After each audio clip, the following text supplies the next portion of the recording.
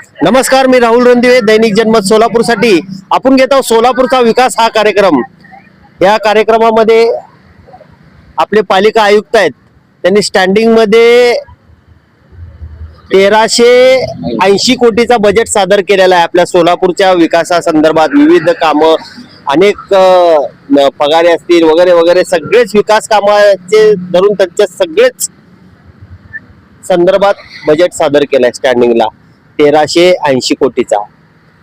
आपल्या बरोबर सभागृह नेते आहेत पूर्वीचे, त्यांच्या टायमाला किती कोटीचा बजेट सादर केला होता आयुक्तांनी आणि तुम्ही त्यांना किती फुगीर केला हो?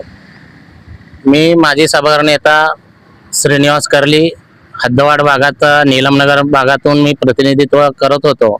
त्यावेळेस सोलापूर शहराचा ज्यावेळेस बजेट मांडायचा प्रसंग आला, मला सभागृह नेता पद दिल्यावर, त्यावेळेस मी आयुक्तांनी 700 कोटीची बजेट या ठिकाणी सादर केली होती। त्यावेळेस आम्ही त्या ठिकाणी 50 कोटींनी वाढवून जवळपास 750 कोटीपर्यंतचे बजेट त्या ठिकाणी सादर करून सोलापूर शहराचा विकास साधण्याचा प्रयत्न केला। परंतु त्यावेळेस कोरोना काळाचा प्रादुर्भाव असल्यामुळे या ठिकाणी अनेक कामं रखडली गेली म्हणायला पण काय हरकत नाही।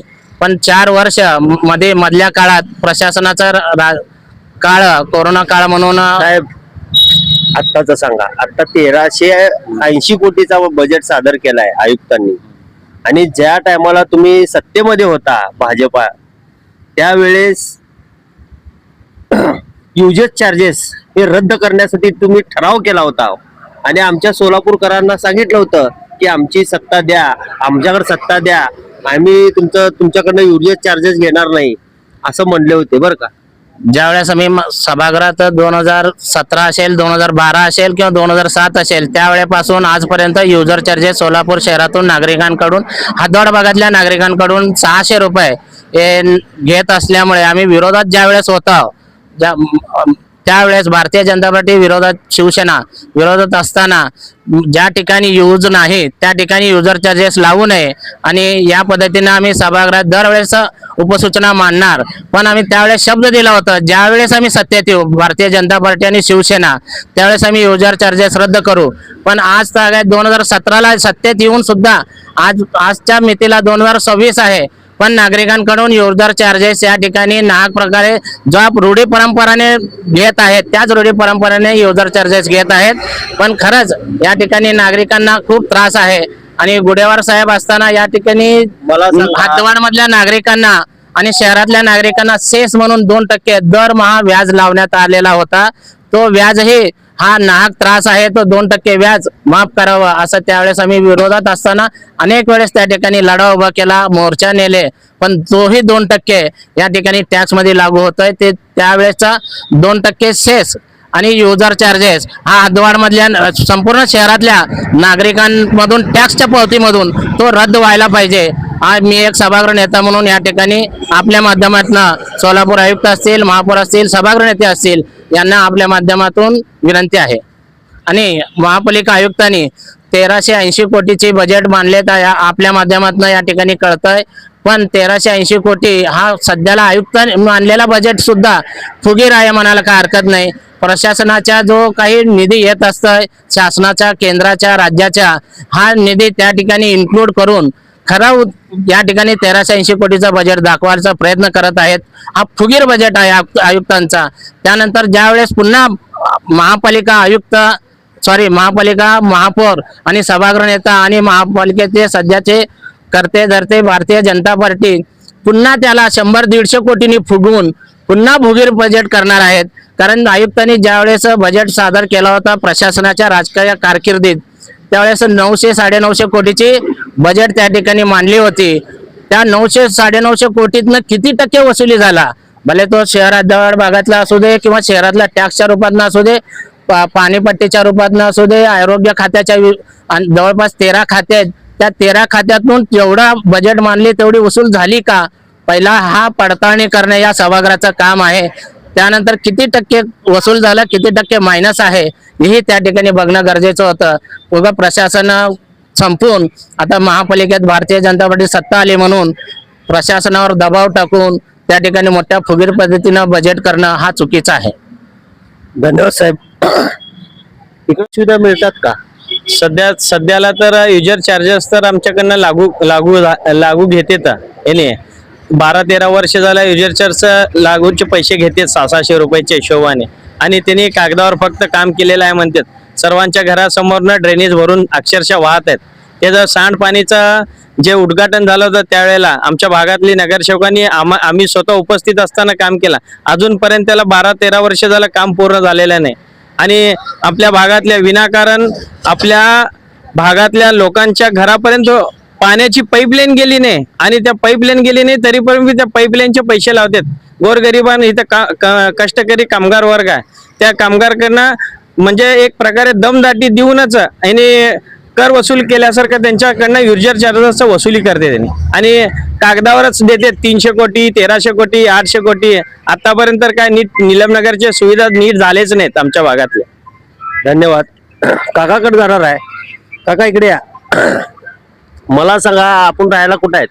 नीलमनगर भाग 1 भाग एक. हा क्रमांक 19. मला सांगा तुमच्या इकडं पिण्याची पाईपलाईन आलेली आहे का? ड्रेनेज लाईन आलेली आहे का? लाईट आहे का? फक्त लाईट आहे पण ड्रेनेज अजून आले नाही, ते चालू झालेलं नाही आहे. पाण्याची पाईपलाईन आली आहे पाणी पण पाणी आहे. पाणी तुम्हाला मिळतंय का? पाणी मिळते 7 दिवसांनी एकदा. 7 दिवसांनी एकदा हा मिळतंय. हा 7 दिवसांनी एकदा पाणी. रस्ते झालेत का तुमच्या इकडे? रस्ते नाही झाले अजून. शाळा आहे का महापालिकेची? महापालिका झडपी शाळा आहे इथे. जेडपीची शाळा आहे. झडपीची शाळा आहे. तिथं पाणी सुद्धा मिळत नाही. दवाखाने आहेत का तुमच्या इथं? दवाखाना कुठले एकही नाही आहे. तुमच्या भागामध्ये दवाखाना आहे का नाही? नाही आहे दवाखाना कुठले. महापालिकेचा कुठला दवाखाना नाही आहे. मग तुम्हाला युजेस चार्जेस घेतले जाते. तुम्ही भरता युजेस चार्जेस? भरतो की मग भरतो दरवेळेला भरतो. ते नाहीला आहे ना भरायचं. हा हा 2012 पासून भरतो आम्ही युजर चार्जेस. भरता. हो तुम्हाला मान्य आहे युजेस चार्जेस? नाही आहे मान आता नाहीला जण भरावं लागतंय ना. मान्य नाही आहे तरी पण भरावं लागतंय की. लक्षात असू दे, मान्य नाही. हे सगळा हातवाड भाग आहे आणि आपण हातवाड भागात आलो. इथं लोक मोल मजूर करून खाणार आहेत. कारखान्यात जाणार आहेत, बिडे वळणार आहेत, टेक्सटाईल मध्ये काम करतात. वेगळे वेगळे टावेल साफ, लूम चालवणे वगैरे वगैरे सगळेच इथं कष्टकरी आणि गोरगरीब करून खाणारे लोक आहेत आणि ह्या लोकांना युजेस चार्जेस भरावं लागतंय. झाडू मारणार लोक येतात का तुमच्या इकडं? आहेत येतात येतात. रोज येतात. घंटागाडी येते का? घंटागाडी येते रोज. घंटागाडी येते रोज. हा सगळंच येतात पण युजेस चार्जेस तुम्हाला नको आहे. हा नको आहे. युजर चार्जेस नको आहे. धन्यवाद काका. हा जोपर्यंत यूज होत नाही तोपर्यंत युजर चार्जेसचा उपयोगच नाही ना. जोपर्यंत यूज होत नाही तोपर्यंत युजेस चार्जेस घेऊ नये असं हे काका म्हणतात. त्यांच्याकडे जाणार आहे. मला सांगा तुमच्या भागामध्ये पिण्याचे पाईपलाईन आलेले आहे का? ड्रेनेज लाईन आहे का? रस्ते आहेत का? सगळं आहेत पण काय उपयोग नाही. नळाला पाणी येतंय बारीक, मोटर लावल्याशिवाय पाणी वर चढत नाही. मग कसं करणार?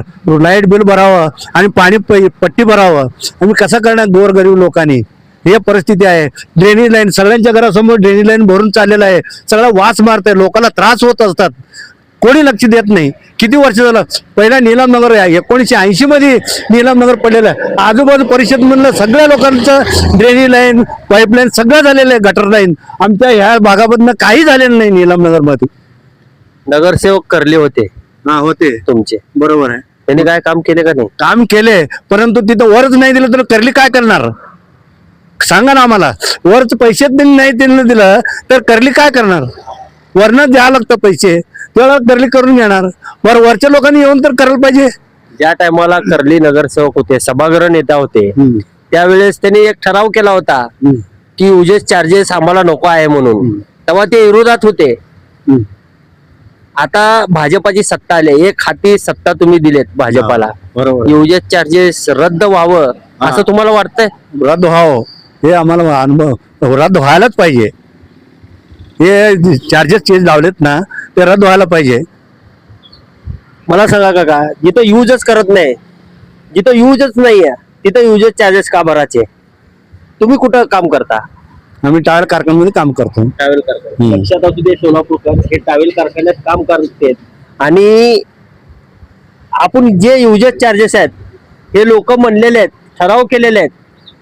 आता करतील का बघूया. आपण त्यांच्याकडे जाणार आहोत आणि आपण त्यांना विचारणार आहोत की आपण कुठं आहे कामाला. मी इलेक्ट्रिक टेक्निशियन आहे.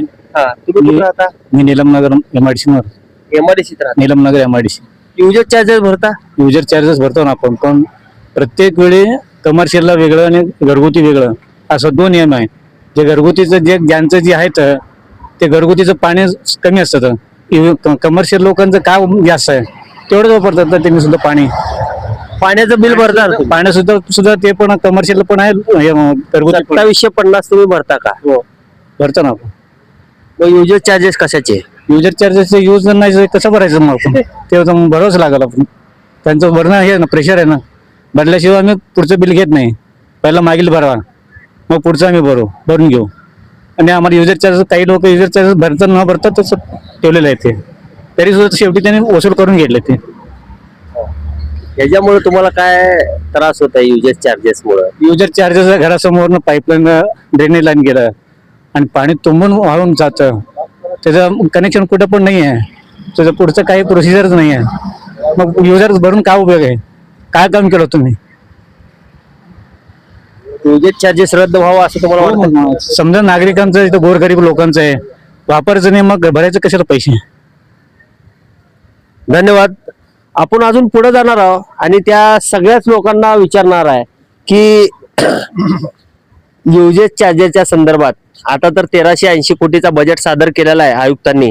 आणि हे सगळे महापौर उपमहापौर सभागृह नेते आणि हे सगळेच यांची एखादी सत्ता दिली आपण सोलापूरकरांनी आणि आपल्या सोलापूरचा विकास व्हायला पाहिजे आणि आपल्याला मूलभूत सुविधा मिळायला पाहिजे यासाठी आपण प्रयत्न करणार आहे. आपण अजून दुसरी ठिकाणी जाणार आहोत तिथंही त्यांचं म्हणणं घेणार आहे बरं का.